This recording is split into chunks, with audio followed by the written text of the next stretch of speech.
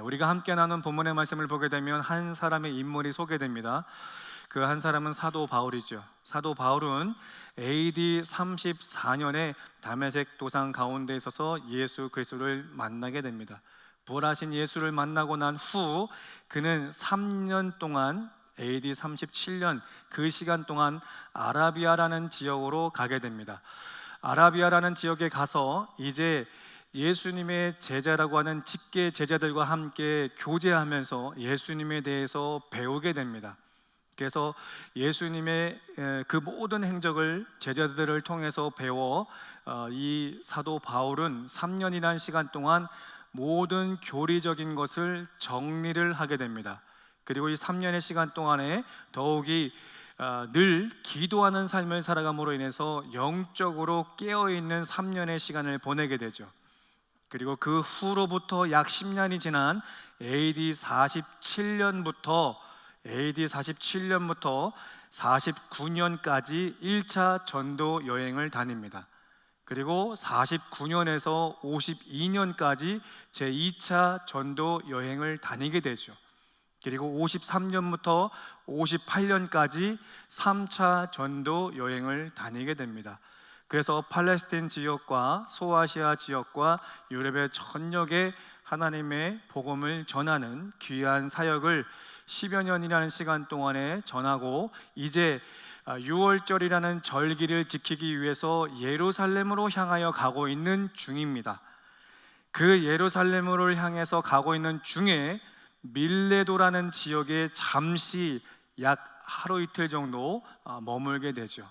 그것이 오늘 본문에 소개되고 있는 배경의 말씀입니다. 절기를 지키기 위해서 예루살렘을 향하여 가다가 잠시 밀레도라는 지역에 머뭅니다. 그리고 이 밀레도라는 지역에 머물면서 그동안 3년이라는 시간 동안 함께 복음을 전했던 에베소 지역에 그 에베소 교회의 장로들을 불러오게 됩니다. 이 밀레도라는 지역과 에베소라는 지역은 약 45km나 떨어진 곳입니다. 지금 우리가 운전해서 가면은 대략적으로 1시간 정도면 오갈 수 있는 거리 아니겠습니까? 아마 용인에서 인천 정도의 거리인데 당시에는 자가용이 없었기 때문에 그 장로들이 오는 시간 또 그들을 불러가는 시간과 오는 시간을 합치면 약 하루 이틀 정도는 소요가 된다라고 합니다. 그래서 그 시간을 기다리면서 이제 밀라도에 있는 사도 바울은 그 장로들을 청하여서 마지막으로 이제 고별 설교를 하고 있는 것이 오늘 20장의 말씀입니다. 참고로 고별 설교라는 것은 분명히 신약에도 구약에도 끊임없이 나오고 있죠. 구약에서는 먼저 신명기서의 말씀을 통해서 모세가 세 편의 설교와 함께 마지막 유훈으로 남기는 것이 신명기서의 말씀입니다. 그리고 여호수아 23장의 말씀을 보게 되면 여호수아 또한도 사역을 마무리하면서 다음 세대에게 주시는 메시지가 여호수아 23장에 기록되고 있죠. 그리고 사복음서 또한도 예수님은 겟세마네 동산에서 마지막으로 제자들에게 복음으로 이야기를 하며 마지막 고별 설교를 하고 있는 것을 보게 됩니다. 자, 그렇다고 한다면 오늘 본문의 이 사도 바울 또한도 에베소 교회 그 장로들에게 고별 설교를 하고 있는데 고별 설교라는 건 어떤 내용을 이야기를 하겠습니까? 지나온 모든 자신의 업적을 이야기하는 게 결코 아니죠. 모세도 여호수아도 예수님도 지나온 당신들의 사역에 대한 업적을 이야기하고자 그들에게 고별 설교를 하는 것이 아닙니다. 그렇다고 한다면 고별 설교라는 특징이 무엇이겠습니까? 현 시대를 살아가고 있는 하나님의 백성들에게 또 다가오는 세대를 위해서 너희가 어떠한 신앙생활을 해야 된다는 것에 대한 권면의 말씀을 하고 있는 것이 마지막 교훈의 말씀입니다. 이처럼 사도 바울 또한도 이제 그 에베소 교회 장로들을 불러 모아서 마지막으로 이제 그들에게 고별 설교하는 것은 현 시대의 상황과 더불어서 장차 다가오는 세대를 위해서 이와 같이 너희는 준비해야 된다라는 것을 오늘 본문의 말씀을 통해서 세 가지를 이야기하고 싶은 겁니다. 그러면 왜 이 에베소 교회의 성도를 전체적으로 다 모으면 되는데 굳이 장로들만 오라고 했을까? 장로라는 것은 원어적으로 뜻을 보게 되면 보호자 그리고 감독자라는 뜻을 갖고 있습니다. 감독자라는 것은 지도하고 가르치는 역할을 합니다. 그리고 보호자라는 것은 어김없이 성도를 살피는 일들을 하고 있다는 거죠. 그러니 모든 성도가 다 올 수만 있다면 참 좋았겠지만 다 올 수 없는 형편인지라 이와 같이 보호자 되는 감독자 되는 장로들을 밀레도로 청합니다. 자, 그러면 그들에게 무엇을 가르치고 싶으신 것인가? 오늘 본문의 세 가지를 이야기합니다. 첫 번째는 18절에서 21절까지의 말씀을 보게 되면 이런 내용이 있습니다. 이제 사도 바울이 이 에베소라는 지역에서 복음을 전할 그 3년의 시간을 다시 한번 너희들이 생각을 해보라라는 거죠. 내가 3년의 시간을 너희와 함께 하면서 어떠한 이야기를 너희들에게 가르쳤는지를 잘 생각해 보라는 것을 말씀합니다. 그리고 어떠한 삶을 통해서 내가 본을 보였는지에 대해서 잘 생각해 보라. 이 18절로 20절까지는 정리를 하고 마지막으로 21절에 이렇게 이야기를 합니다. 유대인과 헬라인들에게 하나님께 대한 회개와 우리 주 예수 그리스도께 대한 믿음을 증언한 것이다 라고 이야기를 하죠. 핵심적인 것 복음을 이야기를 합니다. 그러므로 3년 동안 내가 에베소 지역에 머물면서 너희들에게 본을 보이며 가르쳤던 그것은 예수 그리스도 앞에 회개함과 믿음에 대해서 강조하고 있다는 것을 이야기를 하죠. 그래서 이와 같은 내용들을 우리가 학문적으로 한마디로 이야기하면 이신칭의를 이야기합니다. 예수를 믿음으로 말미암아 죄사함과 구원받음에 대해서 너희는 기억할 것을 첫째로 이야기를 하고 있습니다. 다시 한번 말씀드리지만 왜 이와 같은 말씀을 전한다고 했습니까? 당시에 사회적으로 보게 되면 로마 정권으로부터 이 크리스찬들은 끊임없이 박해를 받고 있습니다. 그리고 같은 동족이라고 생각했던 유대인들로 하여금 끊임없이 핍박과 율법주의자들에 대한 그 모든 교리들을 끊임없이 이야기를 들음으로 인해서 참으로 혼란스러운 신앙생활을 하고 있다는 겁니다. 그리고 당시에 1세기에는 영지주의라는 큰 이단들이 교회 안에 침투하여서 거짓된 것들을 전하고 있는 그런 시대 상황에 있었다라는 겁니다. 그렇기 때문에 더더욱이 오늘의 현실에 이와 같은 문제가 있지만 분명히 앞으로 또한도 이보다도 더 큰 환난과 핍박과 시련이 너희들 가운데 올 것이니 분명히 그 시간 속에 너희는 이와 같은 믿음으로 준비해야 된다는 것을 강조해서 말씀하며 첫 번째는 예수 그리스도를 믿음으로 말미암아 구원받을 수 있음에 강조하고 있다는 겁니다. 오늘 이 사도 바울의 에베소를 향한 이 가르침은 오늘을 살고 있는 우리 모두에게 주시는 가르침인 줄 믿습니다. 두 번째는 22절로 25절에 이렇게 이야기합니다. 보라, 이제 나는 성령에 매여 예루살렘으로 가는데 거기서 무슨 일을 당할는지 알지 못하노라. 오직 성령이 각 성에서 내게 증언하여 결박과 환난이 나를 기다린다 하시나. 25절에 이제는 여러분이 다 내 얼굴을 다시 보지 못할 줄 아노라 라고 이야기를 합니다. 분명히 이 사도 바울은 절기를 지키기 위해서 예루살렘을 가는 건 맞지만 성령이 인도하심 따라서 내 앞으로의 삶은 이와 같이 결박과 환난이 나를 기다린다. 이 본문에서는 결박과 환난이라고 하지만 끝내 이 사도 바울은 자신의 순교, 죽음에 대해서 이미 알고 있다는 것이죠. 그러니 앞으로는 너희를 볼 수 없다라는 것을 강조해서 이야기를 하면서 오늘 우리가 함께 나눴던 본문의 24절에 이와 같은 고백을 하는 것입니다. 내가 달려갈 길과 주 예수께 받은 사명 곧 하나님의 은혜의 복음을 증거하는 일을 마치려 하면은 나의 생명조차 조금도 귀한 것으로 여기지 아니하노라. 내가 지금 예루살렘으로 가는 건 맞지만 그 이후의 삶에는 분명히 내가 순교, 즉 죽을 것을 내가 알고 있다. 그래서 너희를 볼 수 없지만 내가 죽음을 맞이하는 그 순간조차도 나는 복음을 증거하는 일에 나는 이 생명조차도 아깝지 않다라는 그런 확고한 신앙을 지금 에베소 교회 성도들에게 가르치고 있다는 겁니다. 그렇다고 한다면 나는 이 복음을 증거하는 일에 내 생명도 아깝지 않다라고 하는 이 고백을 하는 이유는 너희들 또한도 내가 3년의 시간 동안에 가르쳤던 그 복음의 목숨을 걸어야 된다라는 것을 이야기하고 싶은 거죠.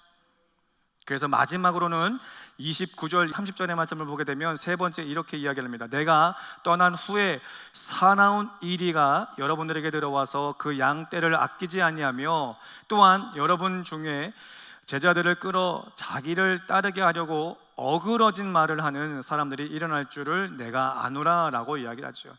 분명히 지금 시대 상황 가운데 있어서도 영지주의자와 같은 이단들이 침투해서 우리를 계속적으로 끊임없이 괴롭힘을 당하고 있지만 앞으로 또한도 다가오는 세대 또한도 지금보다도 더 많은 이단아들이 발생할 것을 이야기하며 경계해야 된다는 것을 강조하고 싶은 겁니다.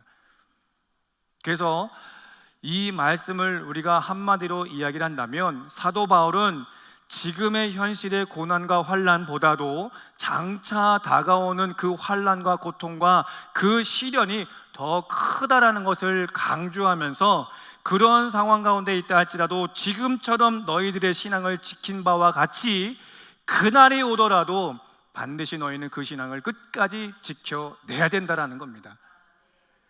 그래서 이 끝까지 신앙을 지켜내기 위해서 유일한 방법에 대하여 첫째 21절에 이야기한 것처럼 오직 예수 그리스도를 믿음으로 말미암아 구원에 이를 수 있음에 대해서 강조하는 것이고, 마지막 31과 32절의 말씀을 이렇게 또 강조해서 말씀합니다. 그러므로 여러분이 일깨어 내가 3년이나 밤낮 쉬지 않고 눈물로 각 사람을 훈계하던 것을 기억하라. 3년이나 시간 동안 너희들에게 가르쳤던 것을 기억해라. 그것은 바로 32절에 지금 내가 여러분을 주와 및 그 은혜의 말씀에 부탁하노니 그 말씀이 여러분을 능히 든든히 세우사 거룩하게 하심을 입은 모든 자 가운데 기업이 있게 하시리라 라고 말씀을 합니다. 사도 바울이 이야기하고 싶은 건 그동안에 가르쳐줬던 예수 그리스도의 말씀이다라는 거예요. 결국은 그 가르침의 말씀이 너희를 견고하게 세울 것이니 어떤 가운데 있어서도 그 말씀에 견고하게 세워져 가야 된다는 것을 마지막으로 사도 바울은 사력을 다해서 에베소 교회 성도들에게 가르치고 있는 겁니다. 그와 같은 가르침을 받은 에베소 교회는 현재도 그 자리를 지키고 있다는 것이죠. 여러분, 이 말씀이 지금 살아가고 있는 현 시대 우리들 가운데 어떻게 적용해 볼 수 있겠습니까? 세계적으로 또 국가적으로 참으로 큰 위기 가운데 있습니다. 국제적으로 본다면 제가 끊임없이 말씀드리지만 중동의 전쟁, 종교 전쟁은 끝나지 않습니다. 어떻게 끝날지 모르겠습니다. 그리고 2년 전, 이제 3년이 다 되어가고 있지만 2년 전 우크라이나와 러시아 전쟁이 발발할 때에 제가 아마도 이 자리에서 그런 말씀을 드렸던 것 같습니다.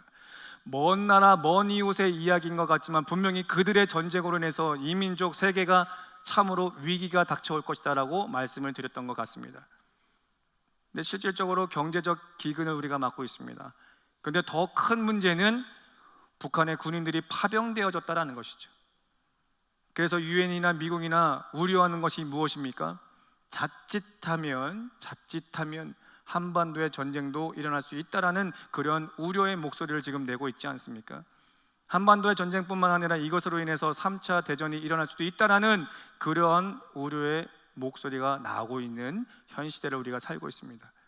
여러분, 러시아 우크라이나 전쟁이 또 북한이 파병됐으니 이건 또 남의 나라의 이야기인 것 같습니까? 절대 그렇지 않아요. 나라 잃어버리면 우리도 끝나는 겁니다. 지금 여러분들이 가지고 있는 여러 가지 문제가 물론 많이 있으십니다. 기도할 제목 참 많이 있으십니다. 그러나 그 문제 또한도 나라 잃어버리면 아무것도 아니다라는 것이죠. 이 시대 가운데 있어서 우리가 반드시 해야 되는 것, 다시 한번 하나님께로 돌아와 신앙을 회복해야 되는 겁니다. 또 10월 27일 오늘은 우리가 종교개혁주일로 지키고 있습니다. 이 종교개혁주의를 지키면서 여러분도 아시겠습니다만 광화문에 모이고 있습니다. 한국교회 연합 예배를 드리고 있죠. 그 목적이 무엇입니까? 악법을 철회하자라는 것 아니겠습니까? 포괄적 차별 금지법에 대해서 우리가 함께 예배하며 기도하자는 겁니다. 여러분, 아주 심각합니다. 동성애라는 것이 이제는 대한민국의 마지막이에요. 마지막. 이 대한민국까지도 그것이 무너진다면 이제 전 세계적으로 일어날 수가 없습니다. 여러분, 소돔과 고모라 땅 왜 무너졌습니까? 왜 불의 심판이 있었습니까? 노아 때 왜 물로 심판하셨습니까? 마태복음 24장에 말씀하실 때 또한도 동일한 그러한 모습들이 1세기에도 일어나고 있다라고 계속적으로 말씀하고 있는 건 아니겠습니까? 그런데 그것이 구약에서 1세기에서 끝난 것이 아니라 오늘 현 시대 또한도 동일하게 일어나고 있는 것 아니겠습니까? 구약의 소돔과 고모라 땅 물에 심판할 당시에 동성애는 만연되어졌습니다. 남자와 남자, 여자와 여자 이것만을 이야기하는 것이 아니라 근친상간의 죄를 범하고 있고 동물 성교 또한도 일어나고 있는 게 구약의 시대였습니다. 그로 인해서 하나님께서 안타깝지만 불의 심판을 할 수밖에 없었고 물의 심판을 할 수밖에 없었습니다. 여러분, 그것이 구약에서 끝난 사역이 아니라 오늘 우리가 살고 있는, 우리가 호흡하고 있는 현 시대의 큰 문제라는 겁니다. 여러분, 이 문제가 남의 일만 같지 않습니다. 이제 북미나 남미나 동아시아나 저 유럽이나 부모가 자녀에게 자녀의 성에 대해서도 확실하게 이야기할 수 없습니다. 너희는 여성이다, 너희는 남성이다, 남자다, 여자다, 이 말조차도 할 수 없는 게 현실입니다. 그렇게 되면 그 부모는 벌금형이나 실형을 맞게 됩니다. 그것을 어린 유아, 유치부 때부터 그거를 가르치고 있고 공교육에서 또한도 이것을 가르치고 있다는 거죠. 그런데 이것이 대한민국 교육에서도 보이지 않게 끊임없이 가르치고 있습니다. 여러분, 이것이 무너지면 이 사회도 안전을 보장할 수가 없습니다. 국제적으로 사회적으로 이와 같은 문제 가운데 있고 또한 여러분의 개인의 삶에 있어서 여러 가지 환경에 어렵고 힘든 그런 하루하루의 삶을 살아가고 있다라고 생각을 합니다. 그래서 때로는 교회가 아닌 또 다른 것에 시선을 돌리고 눈을 돌리고 싶어하는 분들이 참 많아지고 있는 현 시대를 살고 있습니다. 오늘 에베소 이 교회의 당시의 시대 상황 가운데 있어서도 끊임없이 정부로부터 가해오는 박해와 유대인의 동족의 그 핍박과 여러 가지 의식주 문제가 계속적으로 괴로움의 삶을 살다 보니 어떤 현상이 일어나고 있습니까? 기독교로 돌아온 그들이 다시금 유대교로 개종하려고 하는 그런 사건들이 1세기에도 동일하게 보여주고 있다는 거죠. 오늘 현 시대 또한도 문제는 다르지만 상황은 다르지만 똑같은 결과를 낳고 있는 오늘을 살고 있다는 겁니다. 여러분, 상당히 심각한 시대를 살고 있죠. 이와 같은 세대 가운데 있어서 우리가 지켜낼 수 있는 것, 꼭 지켜야 되는 것, 사도 바울이 이야기한 것처럼 오직 예수 외에는 구원이 없다는 겁니다. 여러분, 그 모든 것들이 들여오게 되고 받아들여지게 되면 이제는 종교다원주의가 들어오게 됩니다. 너희들의 믿고 있는 것, 너네들이 주장하는 것 똑같이 구원을 이룰 수 있다는 그런 것들이 우리가 받아들여지는 세상이 온다는 겁니다. 그러나 결코 우리가 신앙으로 고백하는 건 예수 외에는 구원이 없습니다. 우리의 죄를 대속하시는 이는 오직 예수밖에 없습니다. 그런데 이것이 점점점 시대의 변화 가운데 있어서 무너지고 있다는 것 우리는 반드시 기억해야 됩니다. 이와 같은 세상 속에서 우리가 지켜내야 될 것은 21절에 이야기하는 것처럼 오직 예수 구원밖에 없음, 이신 칭의밖에 없음에 대해서 우리는 끝까지 지켜내야 될 줄로 믿습니다. 우리 세대뿐만 아니라 우리 다음 자녀 세대 그리고 우리 손자 세대들에게 반드시 가르쳐야 될 제목인 줄 믿습니다.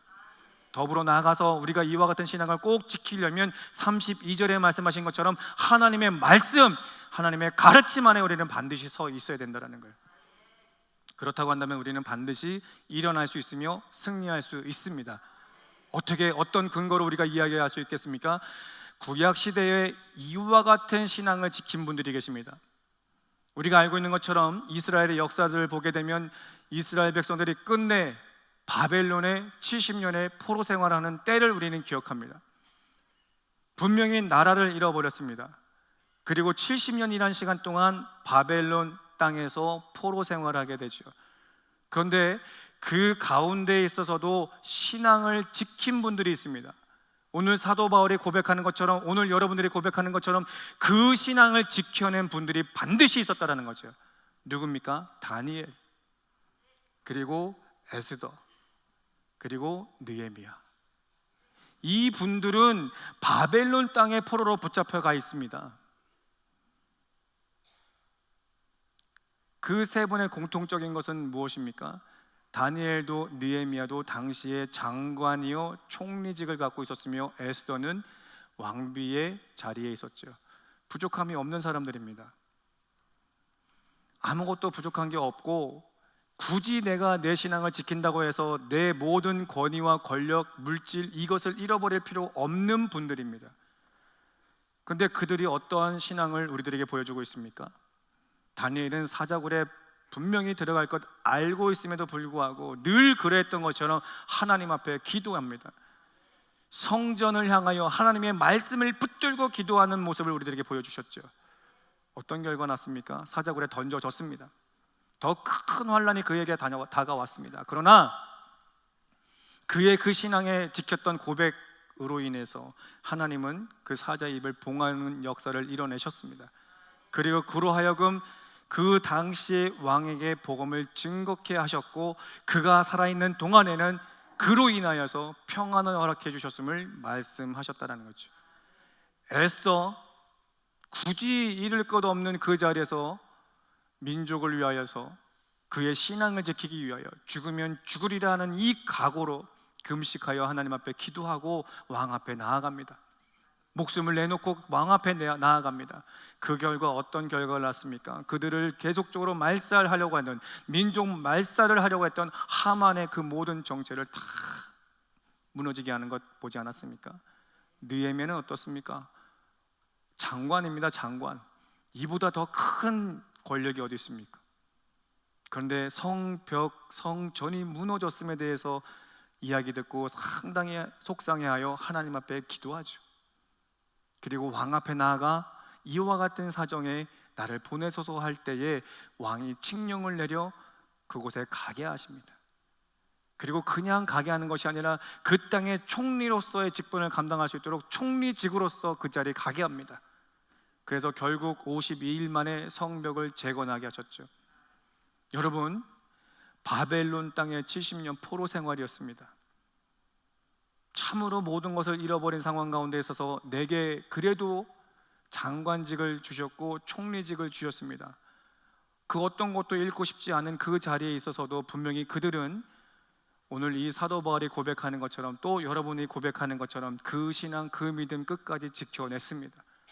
그 신앙을 지켜내니 하나님께서는 그들을 각자의 자리에서 높이셨다는 것 우리는 성경을 통해서 보게 됩니다.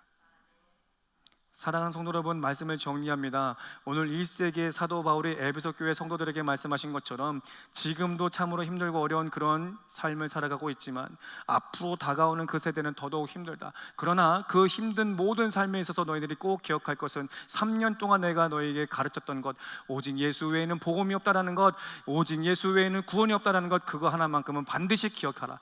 그리고 그것을 고수함과 동시에 내가 너에게 가르쳤던 하나님의 말씀을 꼭 기억하여 그 말씀대로 지켜 행하는 삶을 살아야 된다.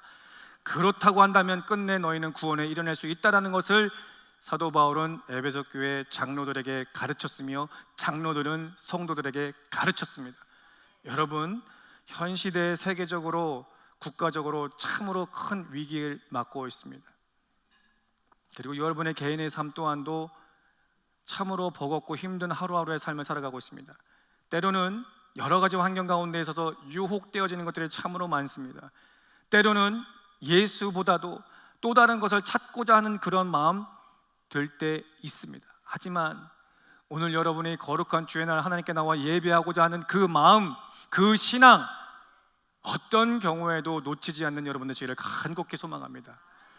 더불어 이 시대 가운데 있어서 오직 하나님의 말씀을 붙들고 한 걸음 한 걸음 승리의 길 갈 수 있는 우리 귀한 화강의 성도 될 수 있기를 축복합니다. 여러분, 그와 같이 여러분의 신앙을 고백하며 말씀을 붙들고 나가신다면 반드시 하나님은 구원에 이를 뿐 아니라 이 인생의 광야길 가는 데 있어서 하나님은 반드시 다니엘을 회복시키시고 에스더를 회복시키시고 느헤미야를 회복시키셨던 것처럼 여러분에게 또한도 동일한 은혜와 역사가 임할 줄 믿습니다. 마지막으로 이사야 26장 3절 우리 한 목소리로 합독하고 마무리하겠습니다. 합독합니다. 시작. 주께서 심지가 견고한 자를 평강으로 평강하도록 지키시리니 이는 그가 주를 신뢰함이니라. 여러분, 이사야 26장에 기록될 당시에 예루살렘 또한도 끊임없이 아수르에 의해서 공격을 받고 주변의 많은 크고 작은 민족들로부터 공격을 받고 있던 때였습니다. 히스기야를 보십시오. 아수르의 두 차례라는 그 공격 앞에 그는 하나님께 예배합니다. 오늘 여러분들처럼 하나님 앞에 예배합니다. 또한 그는 하나님 앞에 기도합니다. 오늘 여러분처럼 기도합니다. 분명히 대외적으로는 아수르의 공격을 당하고 있습니다.